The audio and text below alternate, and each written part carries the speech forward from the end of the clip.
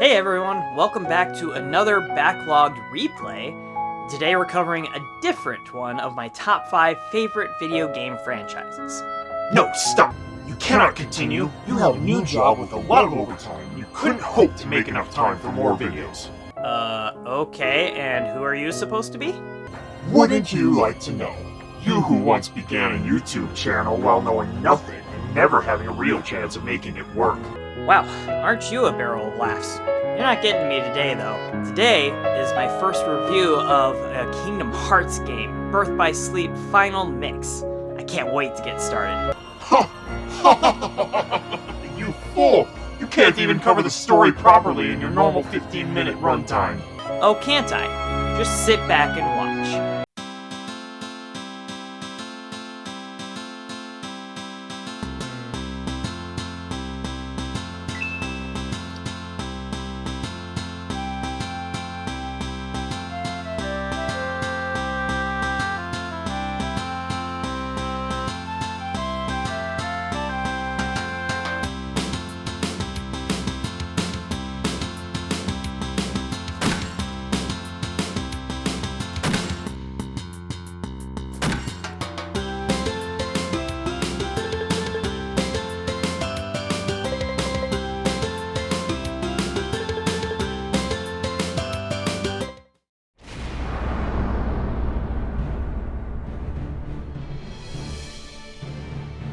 Kingdom Hearts is a very special game series to me. I admit that when I first read about it in a GamePro magazine, I thought it was incredibly dumb. Final Fantasy and Disney sharing the same space? There's no way that could be worth playing. So when I found out a friend had it, my curiosity took over and I gave it a shot. Let me tell you, I am so glad I did. While it didn't sink in as one of my favorites immediately, it's one of very few games I beat well before I ever personally owned a copy. By the time Birth by Sleep was released, I had started working and I did not have much control over my finances. It hasn't changed much, but that's the time period I started digging in deep with my love of video games. I found the website for Birth by Sleep and began to check every day for updates. No joke, I bought a PSP just to play this game, and I am very glad I did, because this is one of my favorite games in the series. Oh, how quaint! You realize you're at least a quarter of the way through the video and you haven't even touched on the story? You're gonna be at it for hours! Alright, just settle down there, whoever you are. This channel's not a deep dive story channel, and I do love the series enough that, in time, I will almost certainly dedicate an entire series to it. For now, the important parts are you have 3 characters, Ventus, Terra, and Aqua, who are friends in Jedi Padawan training, only with giant keys and simple light and darkness. Aqua and Terra take a test, Aqua passes, Terra fails due to a struggle with darkness, and when they are sent on a mission to find the obviously evil Master Xehanort and fight a new type of monster threatening the Disney worlds, Ventus is scared of losing a friend due to threats from a masked figure, and they all venture off each their separate but similar ways. Boom, basic premise is set. Wow, one paragraph. Not bad. Thank you. Now let's move on.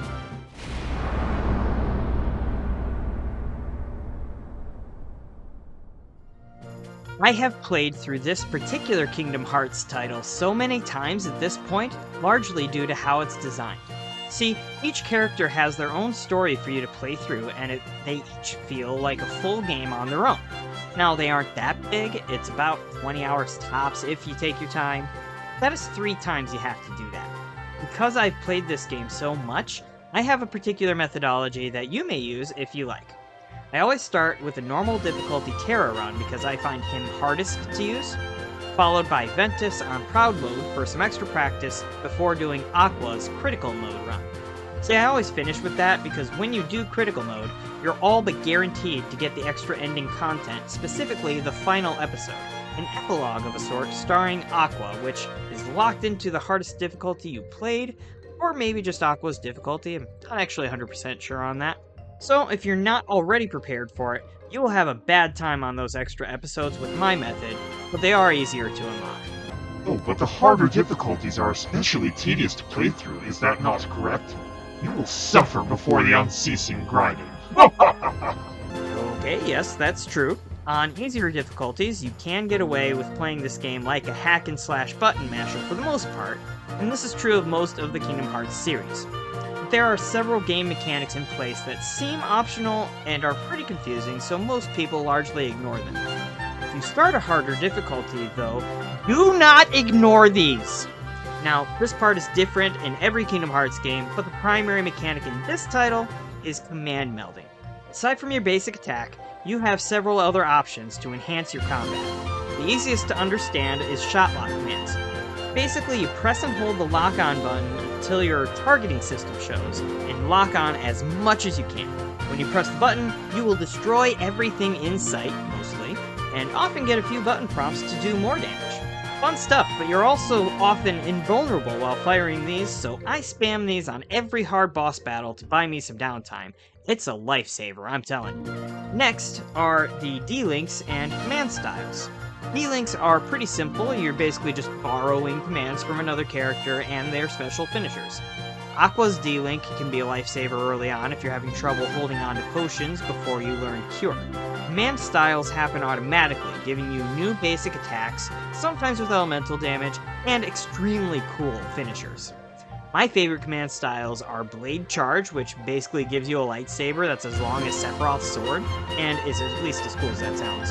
And Ghost Drive, which warps you all over the place, not unlike Noctis in Final Fantasy XV.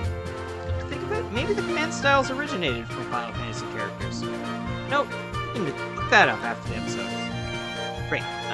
Lastly, you got command melding, and oh boy, do your best, try to keep up. Okay, so this game doesn't use MP to limit your magic or special attacks. Instead, all of your commands, magic or otherwise, are on a timer.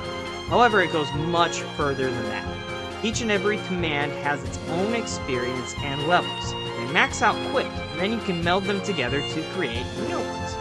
It's simple enough. But then you have these other items you can blend in with those commands, giving you other abilities attached to those created commands, like HP Boost and Treasure Magnet.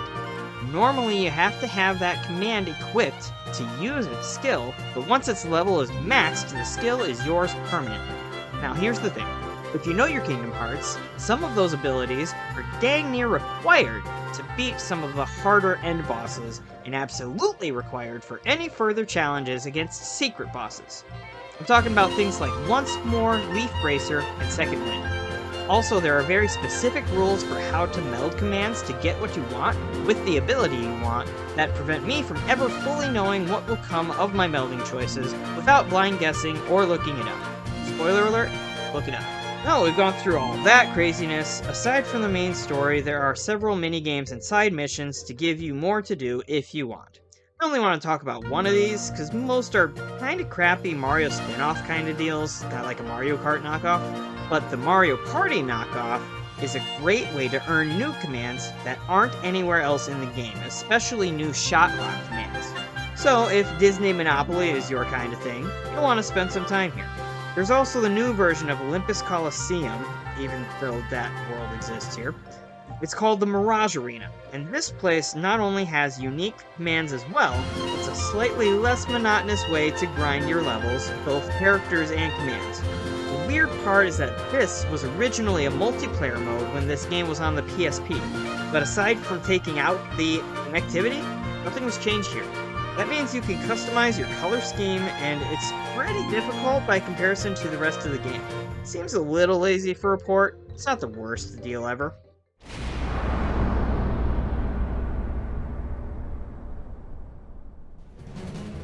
All in all, my love for this game is twofold. One, I don't actually mind a grind if I know what my goal is, so grinding out for command melding is pretty dang fun for me, and at the time this game came out, it had the most fun combat in the series. Two, the story of the series was blown wide open with this game. Up to this point, while the story was already plenty confusing, much of the story boiled down to Sora looking for his friends so they could get back home. Well, Sora's about 5 here. This story actually explains so much, while, yes, opening a bunch more questions. No spoilers here, but we learn, among other things, Xehanort's true goal, what those stained glass areas are, why Roxas looks like Ventus, and why Xehanort is young now, even though he looks old in this prequel game. As always, it's real tough to keep up with, but I honestly feel like you can enjoy the series perfectly fine with just a roll-with-it attitude to the story. If you do want to dive deep, one key thing to understand is that Kingdom Hearts is a series where things happen and become real by mere connection, regardless of the exact nature of the connection. If you play this game Birth by Sleep, the Roxas Ventus lookalike situation is the best example I have. Obviously, there's way more to touch on than I have time for here. What? No snide remarks? No jeering or laughing at me? I am actually shocked that you pulled off such a thorough explanation without spoiling or being overbearing. Gee, thanks. But really, it's thanks to this awesome series for being so fun and simple to play on the surface, yet including the complexity of story and mechanics that make RPGs so cool. Okay, but you still have one final question to answer. What's that? Who am I? A thinly veiled plot device that reflects a major story point I can't spoil from the game? Wow, you really are good. I mean, I try, but to be fair, I did write this episode. Indeed, that is fair. Alright, enough with this nonsense. While I am obsessed with this series, I know it's a lot to ask most folks to play at least once a year and buy it 4 to 5 times over for every system, like me. So if this game is in your backlog, at least finish it. Though, if you like me a lot, maybe I can convince you to keep it? Please? Alright, I'll see you in the next episode.